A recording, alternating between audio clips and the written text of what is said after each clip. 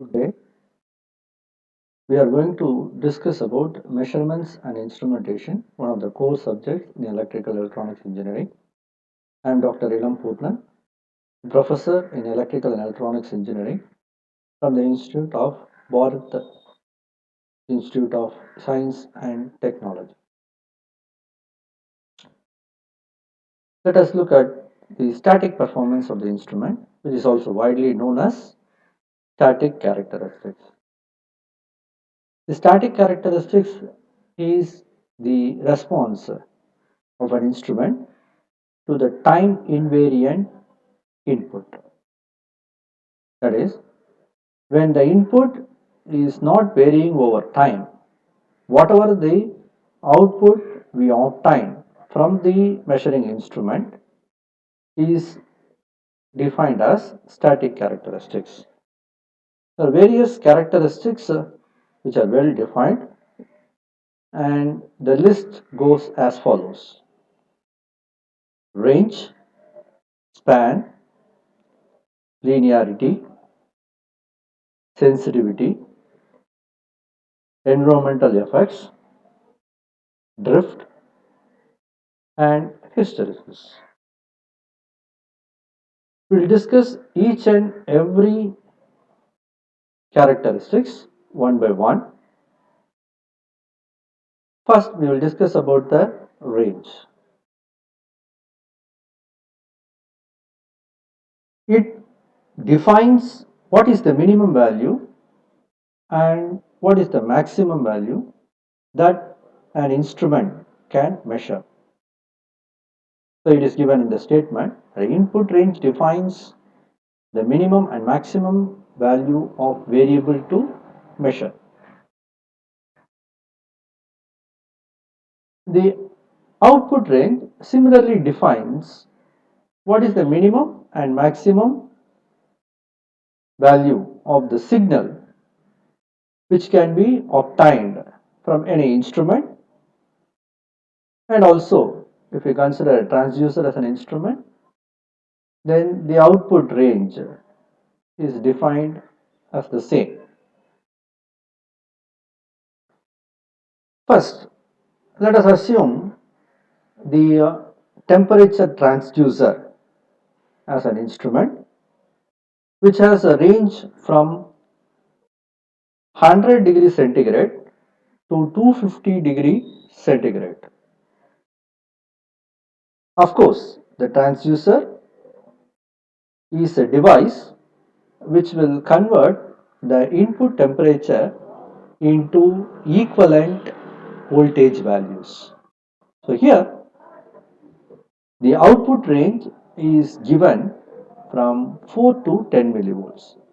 What is the meaning of this particular statement is any temperature, for example 100 degree centigrade,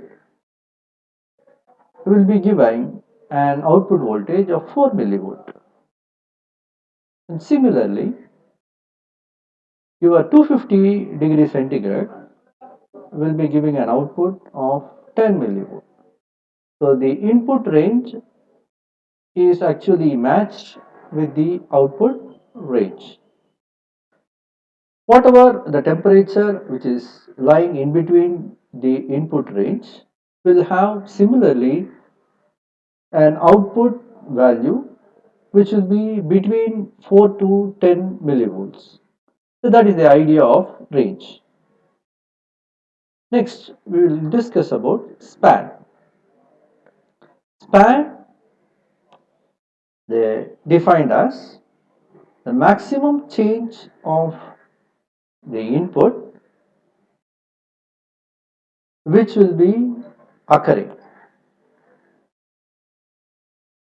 Then output span is the maximum change in the output. So we have two span, the input span and the output span. The input span is defined as the difference between the input maximum minus input minimum. Similarly, output span is the difference between output maximum and output minimum. Here we can see in the figure how the span varies. So the span we have fixed the borders, which is the actual minimum value and maximum value. Okay, the graph is drawn for input, that is stimulus, versus output, that is the response. You have an ideal way of representing this, that is by a straight line from the origin to the end. But we cannot have entirely all the output to form a linear fashion. We will have some deviation. So how much will be the deviation? That deviation is mentioned in this span. Next, we will discuss about the linearity. Linearity, as we have discussed, when the input and output is correlated using a straight line function, that is, when you give a input, the output is correlated with some constant multiplication. For example, you will have y is equal to mx.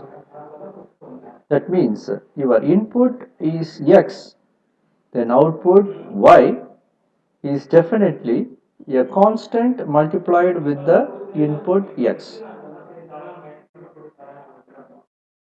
Here we can look at a sample graph of a physical input to the signal output.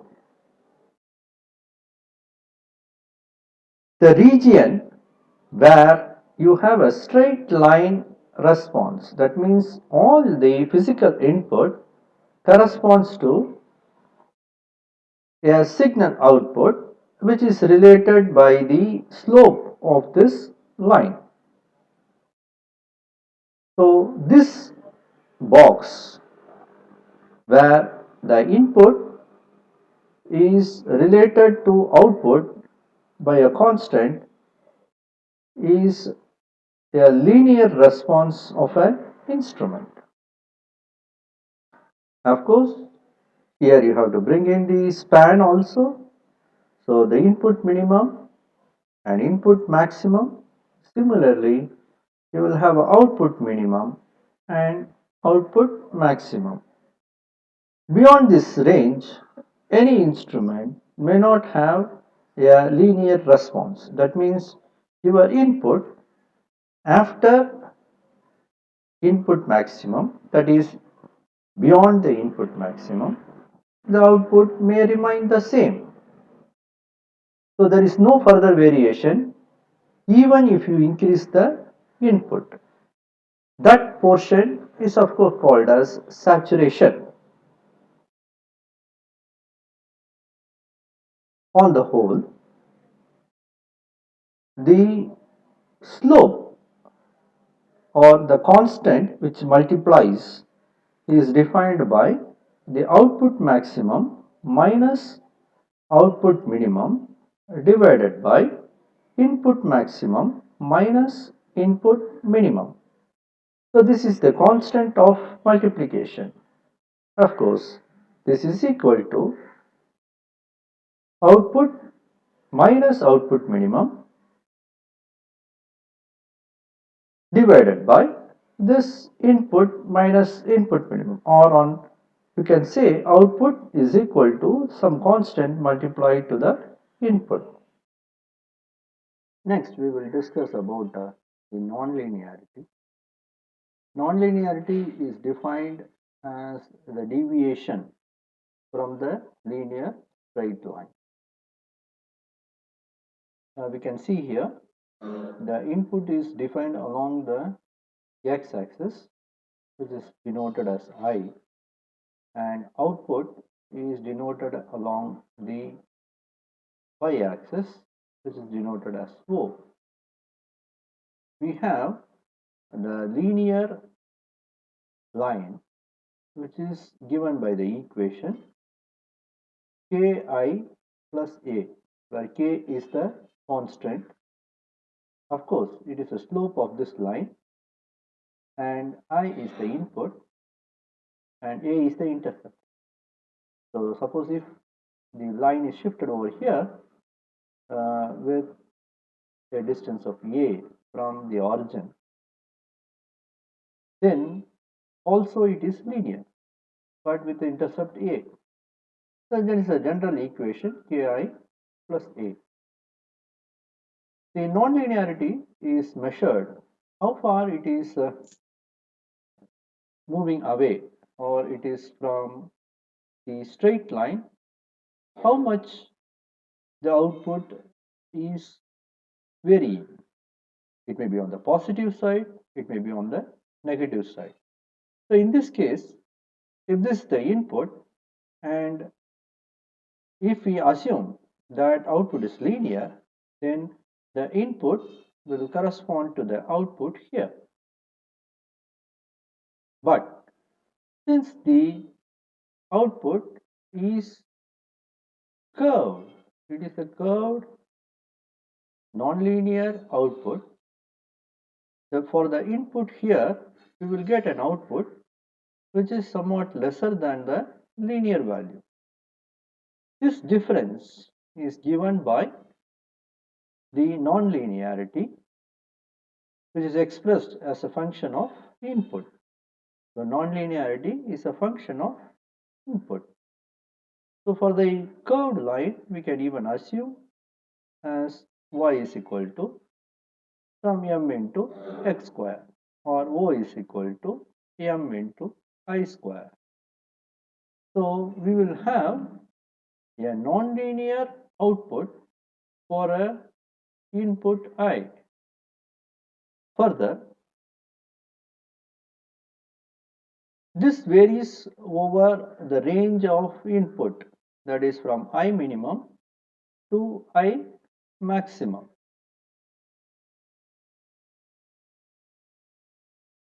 The nonlinearity can be quoted as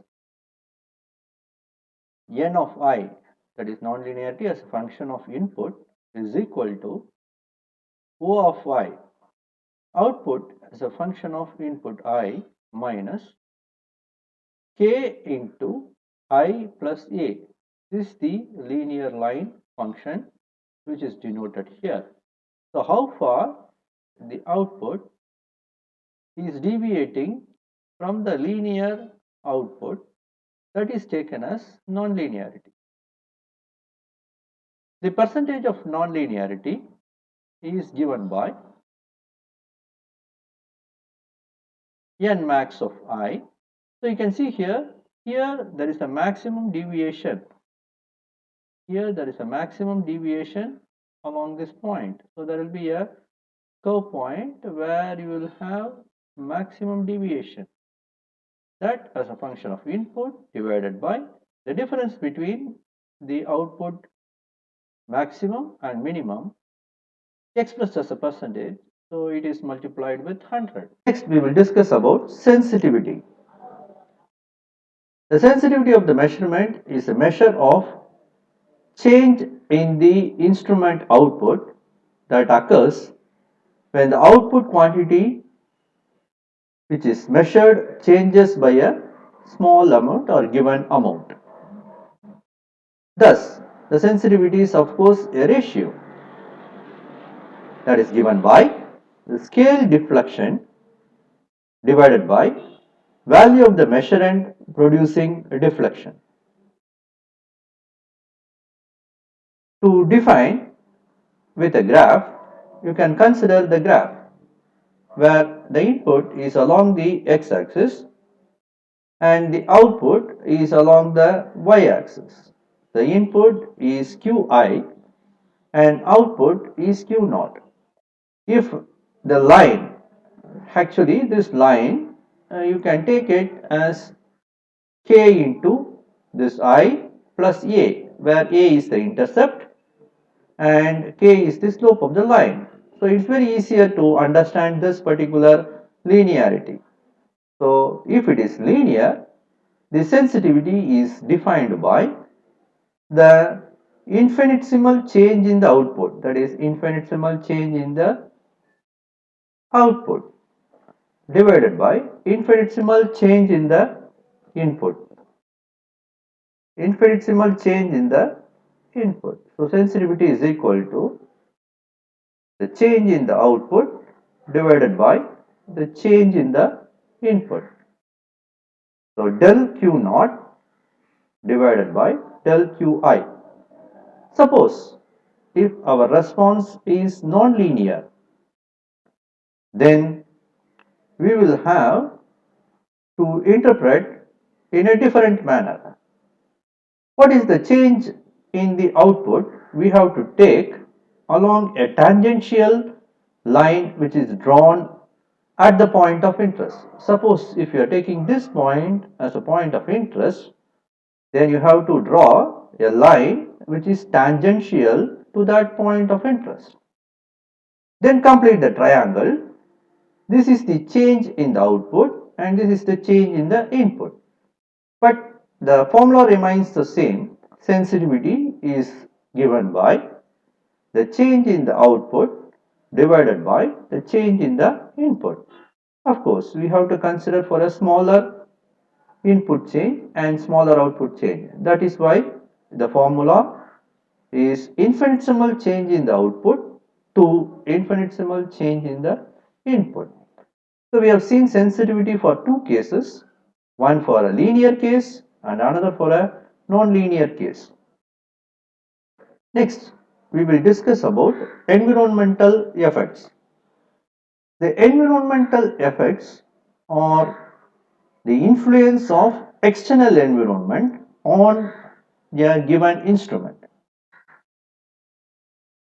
The manufacturer usually calibrates and give the specifications of the instrument under a controlled condition. Especially he will mention the temperature and pressure at which the instrument has to be handled in the laboratory condition for producing the specified output. These standard ambient conditions are usually given by the manufacturer along with a manual as an instrument specification. When you operate such an instrument under ambient temperature, then there will be no issues, whereas the characteristic will change and also its sensitivity gets disturbed when the operation is done at a different condition. Such environmental changes produces an effect usually on the way the instrument will respond. There are many ways in which the instrument will get affected, but very specifically we will look into two things, that is zero drift and sensitivity drift. Now we will look into what is known as instrument drift. We have already seen that the instruments is getting affected by the environment. Because of that, there will be some change in the output characteristics. It will happen over time.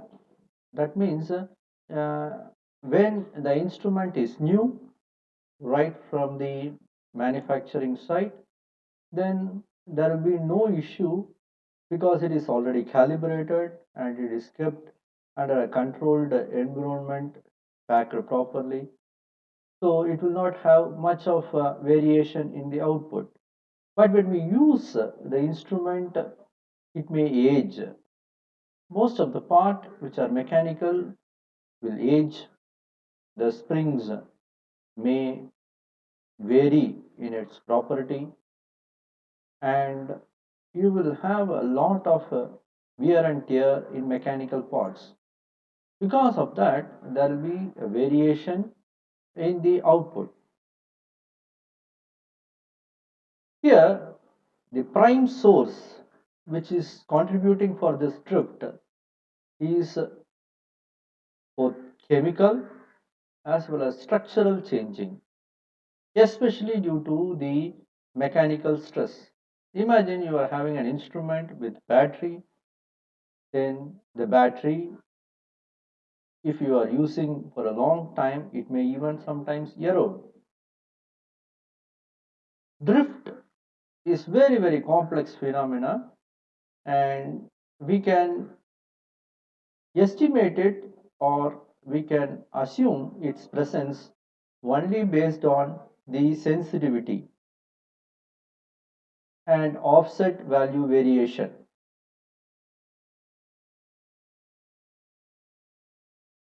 It also alters the accuracy of the instrument, that is, the amplitude will vary and the signal may get distorted, and you may not expect the same output as it functioned when it was from the manufacturing site. Now we will classify the drift. Here is a perfect example of zero drift. That is, it has to start from the origination like this. This is the nominal characteristics, or what you call it as the ideal characteristics. But what happens over time is it will be pushed off by a value even at the origin. What it means is, imagine I am measuring an input of pressure. The scale reading may shift at the origin itself. So even without application of pressure, the output is there. So this is called as a zero offset at this point. When it continues along the measurement, actually your linearity does not change, but you will have a different reading. Imagine I am measuring the pressure over here. Actually you have to get like this, but now you are getting somewhat higher value. How you can obtain back the nominal value? It can be done by negating with your output this zero offset. So this is the typical example of zero drift, which can be obtained by mathematically negating the zero offset. Even though the output is linear, but you will have the drift, which is contributing for variation in the output. Next is the sensitivity drift. So you can see here at the start point, that is at the origin, you will have the output of the nominal instrument, or nominal characteristic of the instrument matches with the output of the actual instrument. But as and when you increase the input, you have the output a deviation over the scale. This type of variation happens because you are having the sensitivity drift over the range. When it is combined, you can see an instrument like this. So if you observe in an instrument which is having both zero drift as well as sensitivity drift, you can say that the instrument is aged. So this is the typical example of the instrument which has both zero drift as well as sensitivity drift. We will discuss about hysteresis and backlash, the last part of the static characteristics.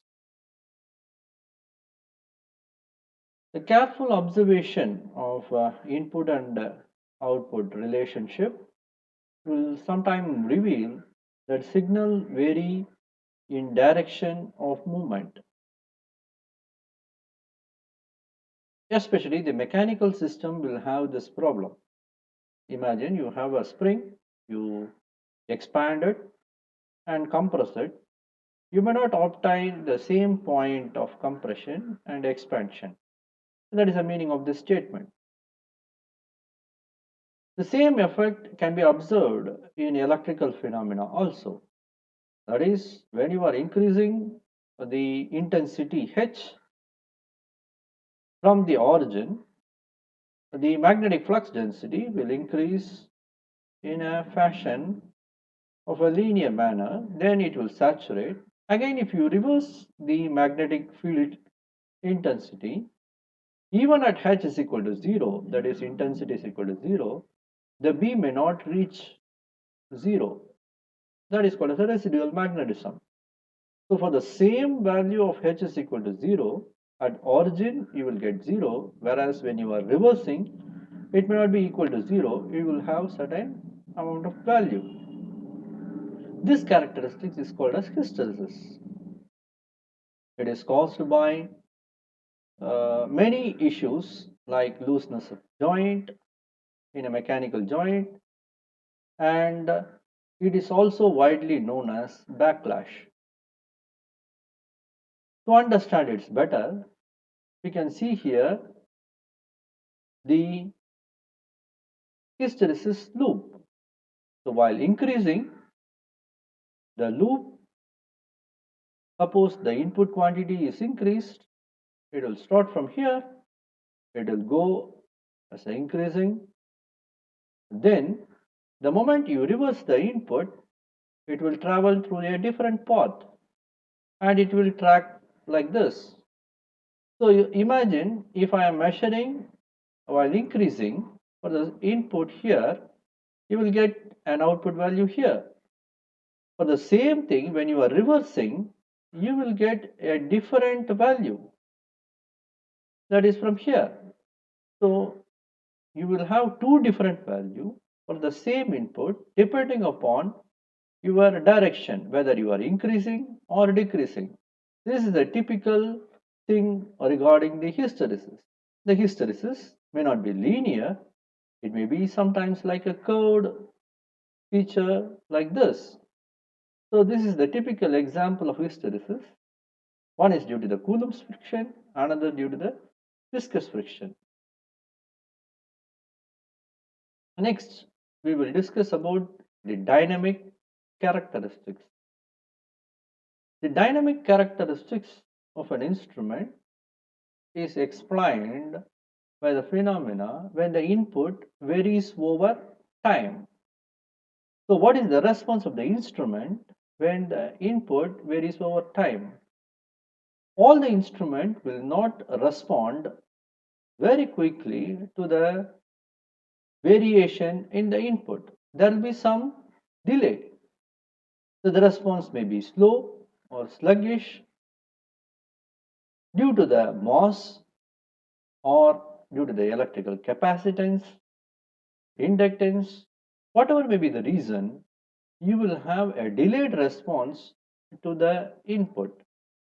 This issue is known as the dynamic characteristics. So how the instrument respond for the quick change in the input is called as dynamic characteristics. Then when the input varies from instant to instant, the output should also follow. If it is following, well and good. How far it can follow has to be measured. That evaluated characteristics is dynamic response of the system. So what we are doing in the dynamic characteristics is we are actually finding out the dynamic response of the system or instrument. Now we will look into the another aspect of the instrument, that is types of errors. Basically, the errors are divided into three types: the gross error, then systematic errors, then random errors. We will look one by one. Gross error are definitely caused by humans. Imagine I am telling my friend record 2 amps. He could not hear it properly and he records it as 3 amps. Then there is a very great difference of 1 amps reading. Similarly, a person may read the instrument because of his high set problem. He may actually read a 31.5 degree as 21.5 degree. So these type of errors, which are purely human oriented, are called as gross errors. It may be any amount and you cannot do any mathematical analysis for it. It can be avoided by taking extreme care while reading and recording the data. And another way of doing it is we can do it 2 or 3 times the same measurement. So average value, of course, will close to the true value. Next in the list is systematic errors. The systematic errors is further classified into instrumental errors, environmental errors, observational errors. The instrumentational error, it may occur due to three main reasons. One is the instrument itself is old and it has been aged. That is due to the shortcoming of instrument, it may read an erroneous scale. Another one is you are not following the actual condition in which the measurement has to be made, or if you are roughly misusing the instrument, then also the instrument error will occur. The other one is the loading effect. There are a specified way of connecting the instrument to a particular circuit. So if you connect an ammeter whose internal resistance matches with the circuit resistance where you are connecting, then you will have a lot of issues, which is the instrument itself will consume some amount of power. Such thing is called as the loading effect of the instrument. So we should be avoiding it by proper connection, proper usage, and also using calibrated instrument. Next is the environmental errors. This is due to various reasons like temperature, pressure, humidity, dust, vibration, or due to external magnetic or electrostatic field.